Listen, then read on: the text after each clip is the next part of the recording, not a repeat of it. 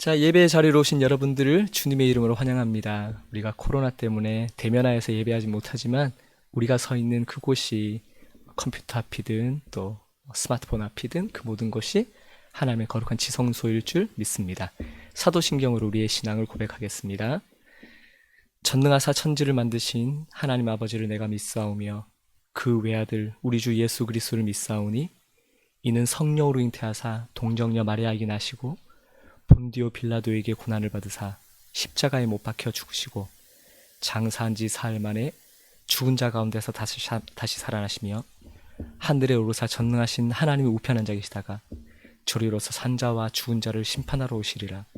성령을 믿사오며 거룩한 공회와 성도가 서로 교통하는 것과 죄를 사하여 주신 것과 몸이 다시 사는 것과 영원히 사는 것을 믿사옵나이다. 아멘. 자, 우리의 젊음을 하나님께 헌신하는 마음으로 찬송가 주님께 귀한 것 드려 찬양하도록 하겠습니다.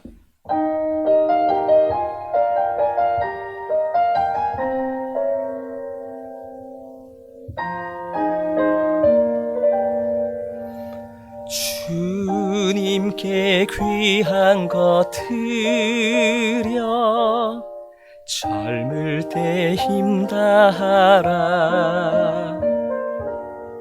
진리의 싸움을 할 때 열심을 내어라.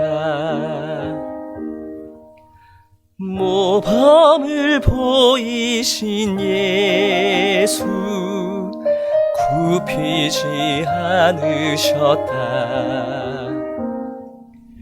그대의 충성을 다해 주님을 섬기어라.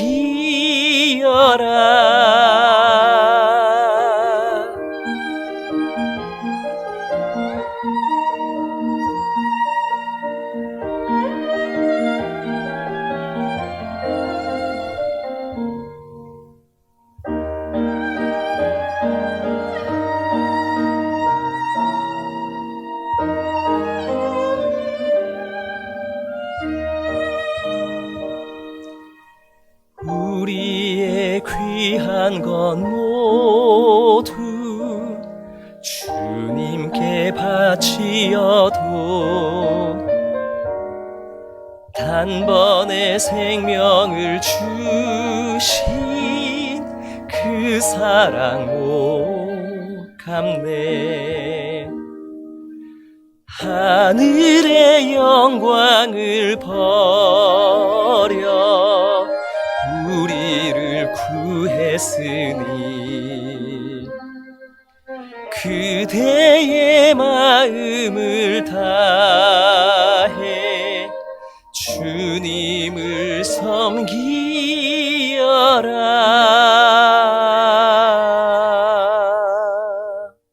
주님께 귀한 것 드려 젊을 때 힘다하라.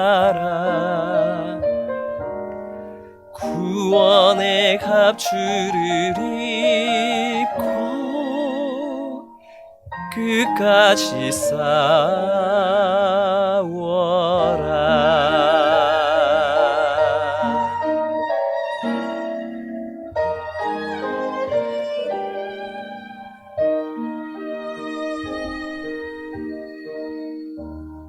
아멘. 자, 이제 하나님의 말씀 함께 나누도록 하겠습니다. 하나님의 말씀은 출애굽기 38장 8절 말씀인데요.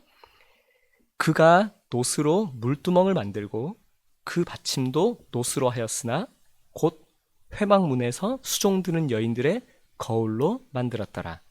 아멘. 문학평론가 M.H. 에이브람스라는 사람이 이런 얘기를 했어요. 좋은 문학 작품은 거울과 등불과 같다. 그래서 오늘의 말씀의 제목은 거울과 등불입니다. 좋은 문학 작품이 거울과 등불과 같다는 것은 이렇게 뭔가 거울의 기능, 성찰과 반성도 하고 또 등불은 현실을 비추어주고 갈 길을 밝힌다는 그런 의미가 있겠죠.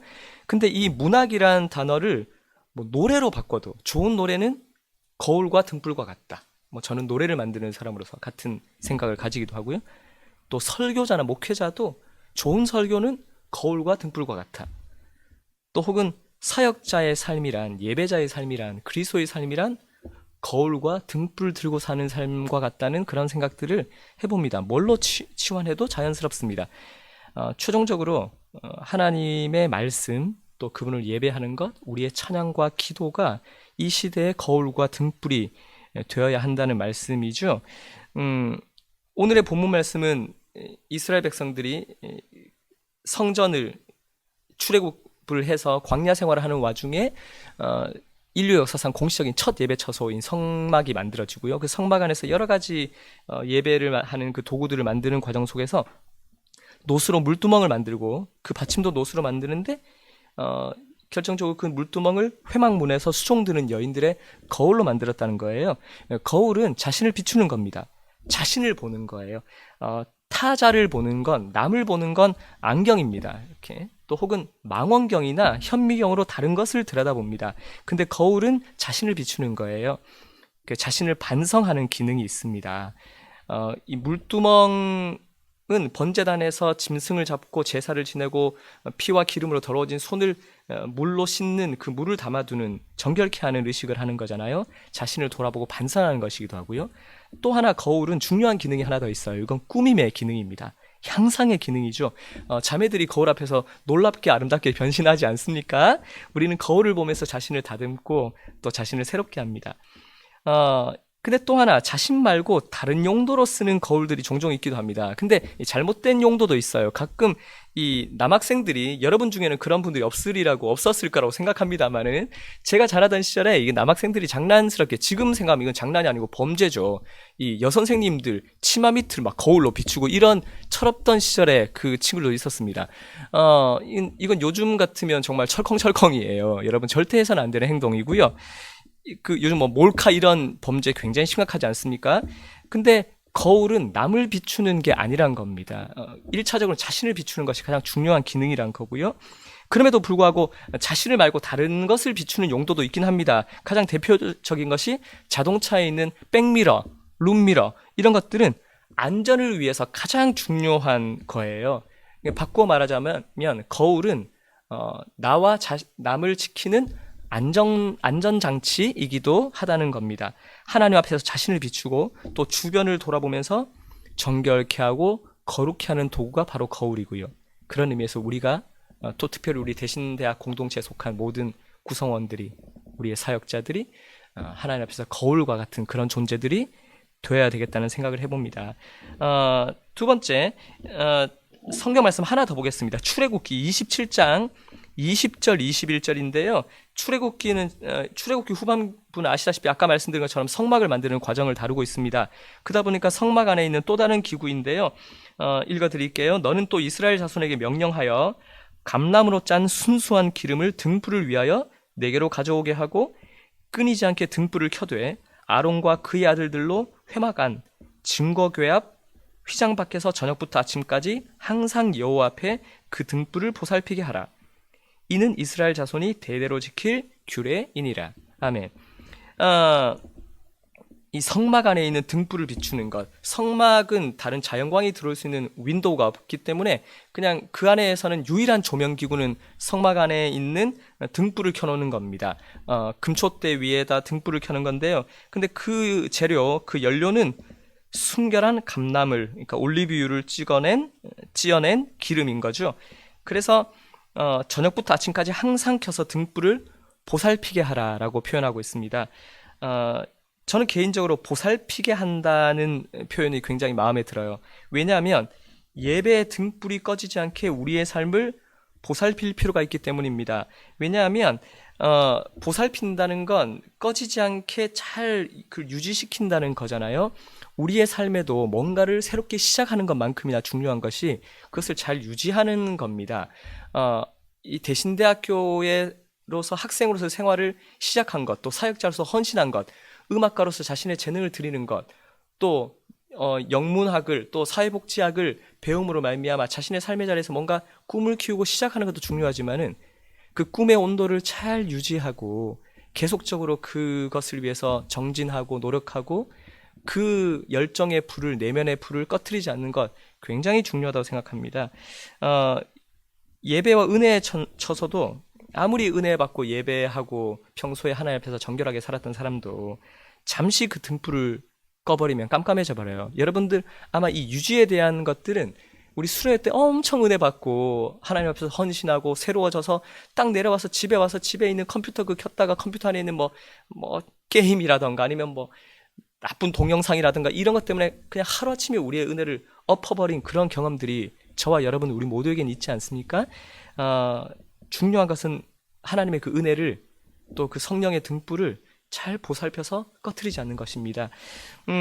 그런 말씀들을 이 오늘의 본문은 이야기하고 있는 거고요.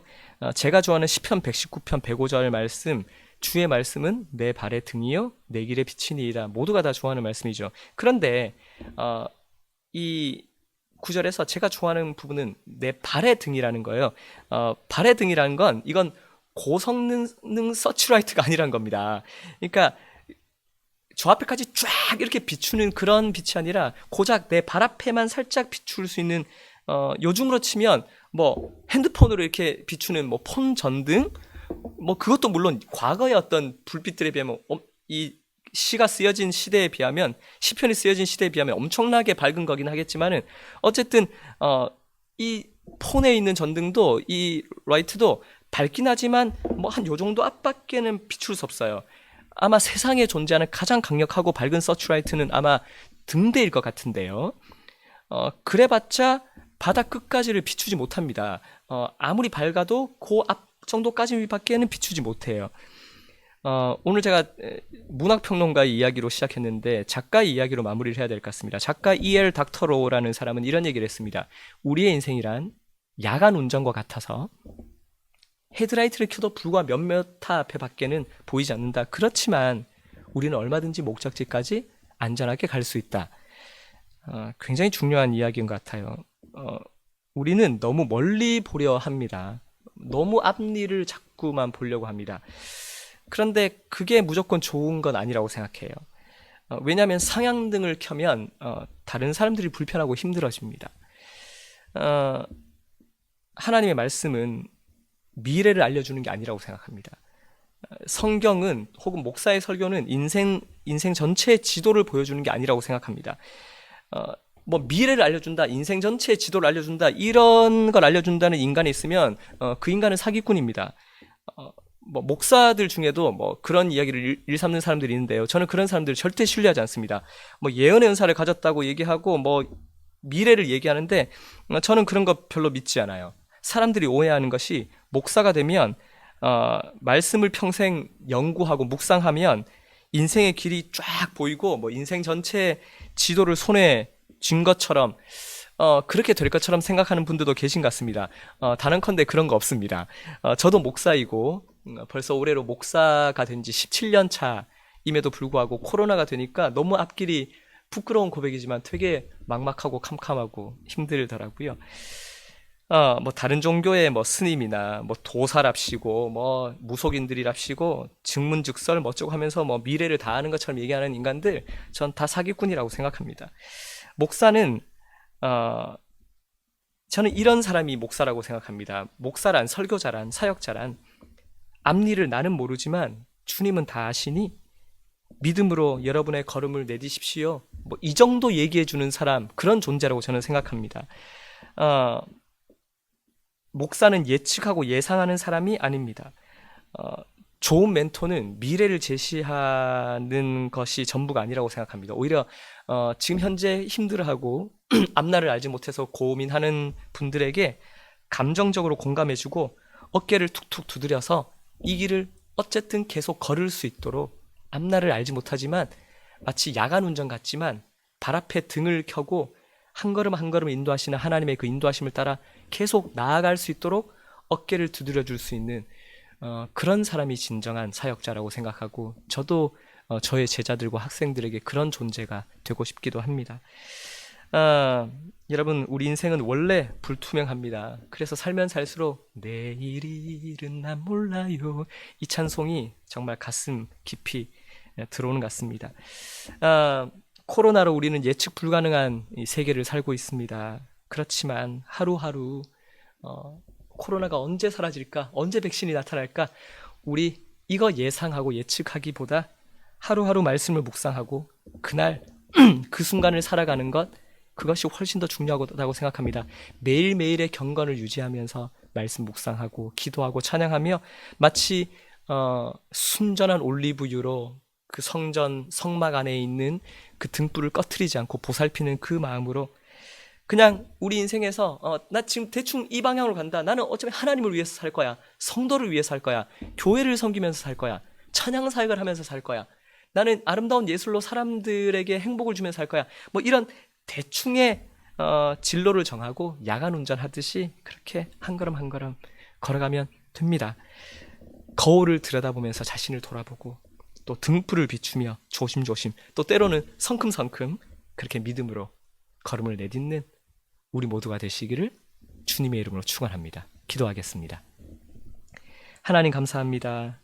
사랑하는 대신의 공동체 모든 구성원들의 한 분 한 분의 삶과 걸음을 선하게 인도하시는 하나님을 신뢰합니다. 주님은 우리의 모든 길을 처음과 끝까지 다 아시지만 우리는 불과 한 걸음 앞도 가늠할 수 없는 그런 연약한 인생임을 고백합니다. 그러나 그럼에도 불구하고 우리의 걸음을 완벽하게 인도하실 주님의 그 약속의 땅으로 하나님의 거룩한 나라로 인도하실 주님을 신뢰함으로 거울을 들여다보고 자신을 비추며 또 한 걸음 한 걸음 인도하시는 주님의 그 거룩한 등불을 꺼트리지 아니하며 하나님 나라를 향해 걸어가는 우리 모두의 삶이 되기를 간절히 바라고 원합니다. 하나님 그렇게 우리의 삶을 인도하여 주시옵소서. 지금은 우리 주 예수 그리스도의 크신 은혜와 하나님 아버지의 무한하신 사랑하심과 성령님의 교통하심이 거울과 등불을 들고 살아가기로 작정한 대신에 속한 모든 하나님의 사람들을 위해 이제로부터 영원토록 함께 계실지어다. 아멘.